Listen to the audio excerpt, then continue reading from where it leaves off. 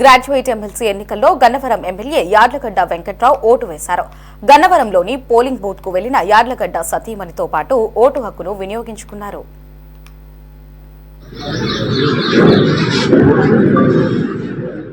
ఈరోజు ఉమ్మడి కృష్ణా గుంటూరు జిల్లాల గ్రాడ్యుయేట్ అభ్యర్థిగా పోటీ చేసిన ఆలపాటి రాజేంద్ర ప్రసాద్ గారికి పోటీ చేసిన ఎన్నికల్లో భాగంగా ఓటేస్తాకి హై స్కూల్ రావడం జరిగింది.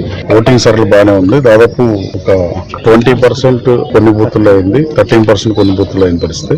ఓటింగ్ కి పట్టభద్రులు కానీ, గ్రాడ్యుయేట్స్ కానీ, టీచర్స్ కానీ అందరూ ఓటు హక్కుని వినియోగించుకోవాల్సిందిగా మీడియా ద్వారా కోరుతున్నాం.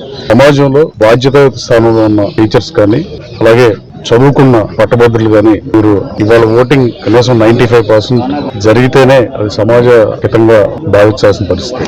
నిరక్షరాస్యులు ఓటేయటకు రాలేదంటే అర్థం ఉంది, కానీ అక్షరాస్యులు అయ్యి గ్రాడ్యుయేట్లైన గ్రాడ్యుయేట్స్ కానీ, టీచర్స్ కానీ వీళ్ళు ఓటింగ్ రావాల్సిందిగా మీ ద్వారా అప్పీల్ చేస్తున్నా. అప్పుడే ప్రజాస్వామ్యం 10 కాలాల పాటు పరిడి వెళ్ళాలంటే చదువుకున్న వాళ్ళు బాధ్యతగా ఉండాల్సిన అవసరం ఉంది. ఈ రోజు అందరినీ ఓటేయాల్సిందిగా నా గన్నవరంలో జరుగుతున్న 14,300 మంది గ్రాడ్యుయేట్స్ ని, టీచర్స్ ని 4 గంటల్లో ఓటేయాల్సిందిగా మీ మీడియా ద్వారా